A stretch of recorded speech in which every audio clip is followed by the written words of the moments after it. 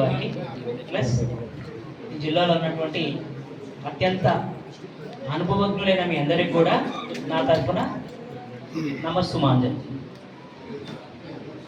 వీరందరూ వేదికన్నటువంటి పెద్దలందరూ మాట్లాడిన తర్వాత చిట్ట చివరి వక్తగా నాకు మాట్లాడేసింది ఏమీ ఉండదు. ఎందుకనంటే almost each one of them already అన్నీ కూడా ఆ విషయాలన్నీ కూడా చెప్పేశారు. కానీ ఏదో ఒక్కొక్కటి చెప్పాలి కాబట్టి నా అనుభవంలో నేను కాబోయే సీనియర్ సిటిజన్ అని అనుకుంటూ కదా, ఆల్వేస్ కదా, I'm in queue, you're already arrived అనమాట కదా. అందుకని నేను రీసెంట్గా ఒక కథ చదివాను. ఆ కథ నుంచి నేను నేర్చుకుంది ఏంది నాయన అనేది మీకు చెప్పుకుంటూ, ఇది నేను నేర్చుకున్నటువంటి ఒక అనుభవం అనమాట. ఒక కథ నేను ఏ విధంగా ఉండాలి సీజన్లో ప్రచురమైనటువంటి ఒక కథ. ఇద్దరు వ్యక్తుల గురించి, ఇద్దరు రిటైర్ అయిపోయిన వ్యక్తుల గురించి, ఇద్దరు ప్రాణ స్నేహితుల గురించి కథ అనమాట. ఆయన మరి మనకు మంచిగా ఉంటుంది కాబట్టి రామయ్య ఎల్లయ్య అని మాట్లాడుకున్నారు. ఇప్పటికి రామయ్య గారు ఎల్లయ్య గారు ఇద్దరు రిటైర్ అయిపోయారు. ఇద్దరికి వారి కుటుంబం అంటే కొడుకులు కూతుర్లు వారి భార్య వారి భార్యలు ఉన్నారు, మంచిగా ఉంటున్నారు. రామయ్య గారు ఏం చేశారని అంటే, ఇక మనందరూ చేసే పనే మీరు చేసిండొచ్చు చాలామంది, నేను కూడా చేయవచ్చేమో. రిటైర్ అయిపోయినాం కదా, అన్నింటికీ రిటైర్ అయినట్టు అనుకుంటూ ఆస్తినంతా పంచిచ్చేసేసి ఓ కొడుకు దగ్గర కొన్ని రోజులు, ఓ కొడుకు దగ్గర కొన్ని రోజులు ఉంటున్నారు అనమాట రామయ్య గారు. ఇక వాళ్ళ కొడుకులు ఏం చేశారంటే, ఇంట్లోంచి తండ్రి తరివేశాడు, ఆయన రోడ్డు మీదకి వచ్చేసాడు అనమాట. చూడండి, ఇది పరిస్థితి అనమాట. దీనికి ఎవరు కారణం అనుకోవడానికి నేను మిమ్మల్ని అనొచ్చు, మీరు సమాజాన్ని అనొచ్చు, సమాజం వ్యవస్థను అనొచ్చు, వ్యవస్థ ప్రభుత్వాన్ని అనొచ్చు కదా. ఇదంతా బాల్గేమ్, బ్లేమ్ బాల్గేమ్.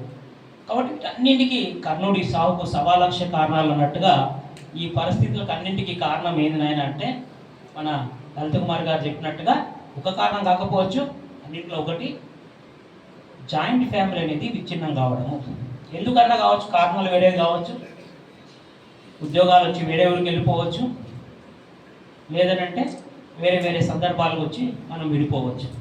ఏది ఏమైనప్పటికీ మనలో ఎమోషన్స్ అనేవి తగ్గిపోవడం వలన ఇది మెయిన్ రూట్ కాజ్ అనమాట. ఎమోషన్స్ తగ్గడము, మనకు మెటీరియల్స్ లైఫ్ మీద అంటే వస్తువుల మీద ప్రేమ పెరిగిపోవడం అనేది కూడా ఒక వరకు దీనికి కారణం అనుకోవచ్చు. అంశాలు అయితే భారతదేశంలో చూసినట్టయితే మొన్న జరిగినటువంటి ఒక రీసెంట్ సర్వే హిందూ పేపర్లో చూస్తే 2041 నాటికి మన భారతదేశంలో వయోవృద్ధులు అంటే వృద్ధుల యొక్క సంఖ్య ఆల్మోస్ట్ 40% పెరుగుతుందని చెప్పి ఒక అంచనా వేశారు. అదే 2060 నాటికి 50% అవుతుందని చెప్పి అంచనా వేస్తున్నారు. ఎందుకంటే మనకి పాపులేషన్ అంతకుముందుకు మన పిల్లలు అంటే మీరందరూ కూడా 3, 4 కంటే ఎక్కువ పిల్లల్ని కనేవాళ్ళు. ఇప్పుడంతా వచ్చేసరికి 1, 2 అంటే అయిపోయింది. సో చైనాలో అయితే అది కూడా లేదు. సో జపాన్లో అయితే అంతకన్నా లేదు. జపాన్లో అయితే పెళ్ళిళ్ళు కూడా చేసుకోవట్లేదు, మీ అందరికి తెలుసుకోవట్లేదు. సో దానివల్ల ఏమవుతుంది అని అంటే వృద్ధుల యొక్క జనాభా పెరుగుతూ ఉంటుంది. సో దానికి తగ్గట్టుగా ప్రభుత్వం కూడా ఆ దృష్టి కేంద్రీకరించింది. ప్రభుత్వం దీని యొక్క వీళ్ళ యొక్క ప్రమాణాలను ఎలాగ మెరుగుపరచాలి, వారి యొక్క జీవన విధానాన్ని ఎలా సులభతరం చేయాలనే విషయంలో అనేక రకమైనటువంటి స్కీమ్స్ తీసుకువస్తూ ఉన్నది. అందులో భాగమే 2007 సంవత్సరంలో మనకి ఇచ్చినటువంటి వయోవృద్ధుల పోషణ చట్టం. సో ఈ చట్టం ద్వారా చాలా మందికి లబ్ధి చేకూరుతున్నది. సో ఎవరైతే దాన్ని అప్రోచ్ అవుతున్నారో మీ అందరికీ కూడా తెలుసు. బట్ ఇంకా దీంట్లో అవేర్నెస్ క్రియేట్ చేయాల్సిన అవసరం ఉంది. సో ఎంతైనా ఉంది. దానికి సంబంధించినటువంటి కేసుల పరిష్కారం కూడా త్వరితగా చేయాలి. కొన్ని కేసెస్ ఒక మోర్ దాన్ 6 months అవుతా ఉన్నాయి ఆర్డీఓ దగ్గర.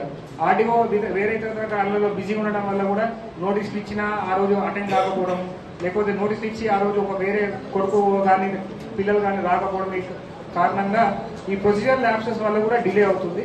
సో దాన్ని కొంచెం స్పీడప్ చేయడానికి కూడా చర్య తీసుకోవడం జరుగుతుంది. అట్లాగే అపీల్స్ కూడా ఒకసారి ఆర్టీఓ ఆఫీస్లో కనుక కేసు పూర్తయితే దాన్ని అపీల్ చేసుకునే ప్రొవిజన్ ట్రిబ్యునల్ జిల్లా కలెక్టర్ గారికి ఇవ్వడం జరిగింది. సో అపీల్ ప్రొవిజన్ని కూడా ఇక్కడ మనం తొందరగా పూర్తి చేసుకోవడానికి కూడా ఈ అపీల్ ప్రొవిజన్లో తొందరగా కేసులు పరిష్కారం అయ్యే విధంగా చర్యలు తీసుకుంటాము. జిల్లాలో 44 కేసులు ఉన్నాయి, 19 ఆల్రెడీ పూర్తయినాయి. సో ఇంకా 25 కేసులు వివిధ దశల్లో ఉన్నాయి.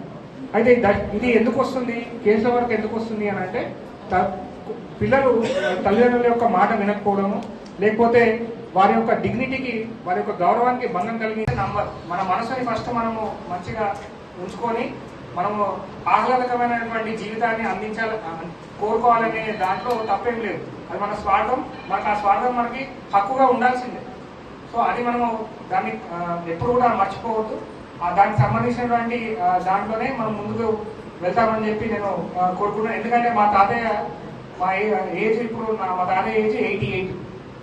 ఆయన ప్రింటింగ్ ప్రెస్, గవర్నమెంట్ ప్రింటింగ్ ప్రెస్లో రిటైర్ అయ్యారు. మన చెంచల్గూడ దగ్గర ఉన్న గవర్నమెంట్ ప్రింటింగ్ ప్రెస్లో. ఆయన ఏజ్ ఆఫ్ 70 వరకు ఆయన రన్నింగ్ బస్ ఎక్కి దిగేవారు. 70లో అది మీకు చెప్పాలని చెప్పి నేను అనుకుంటూ. Hi everybody, this is Kiriti Damaraju. Like, share and subscribe to Saira TV. Oh, Saira!